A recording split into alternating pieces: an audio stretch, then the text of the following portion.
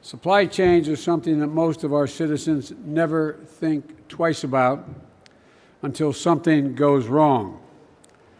And during this pandemic, we've seen delays and backlogs of goods from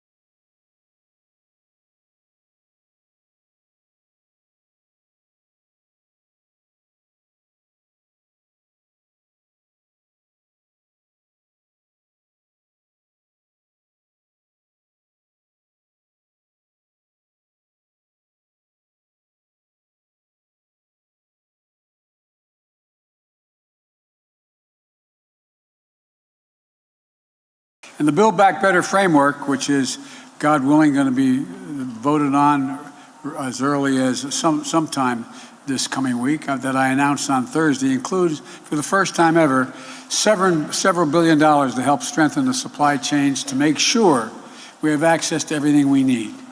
And it's going to give workers and folks making all these products just a little bit of breathing room.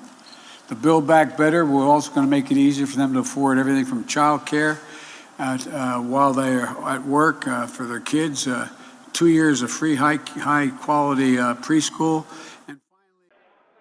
Moderna said Sunday the FDA needs more time to assess the company's COVID-19 vaccine for use in adolescents ages 12 to 17. The company said the U.S. Food and Drug Administration told Moderna Friday it may take until January 2022 to complete the review, dealing a potential setback to the timing of an emergency use authorization for that age group. Moderna CEO Stéphane Bancel told Reuters last week that based on conversations with the agency, he believed the vaccine would be authorized for 12 to 17-year-olds in the next few weeks.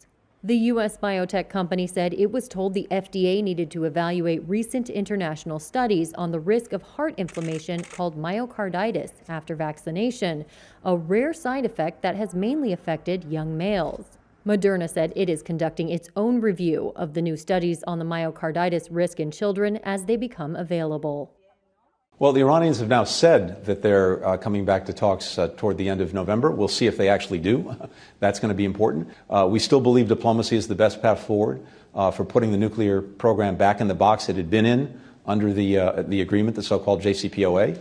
But we were also looking at, as necessary, other options if Iran is not prepared to engage quickly in good faith, to pick up where we left off in June when these talks were interrupted by the change in government in Iran.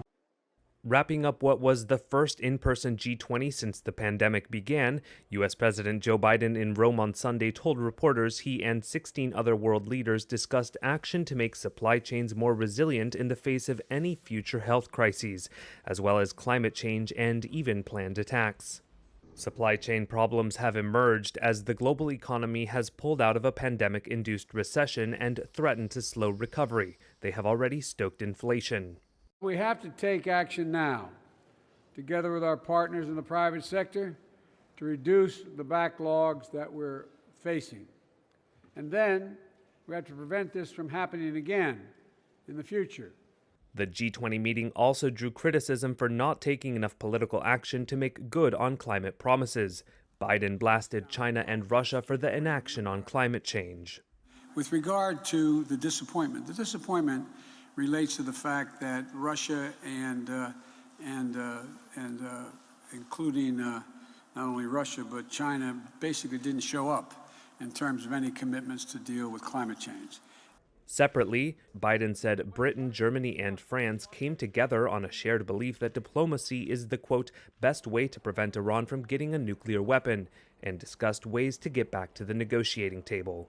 Biden also said that the United States will respond to actions Iran has taken against Washington's interests, including drone strikes.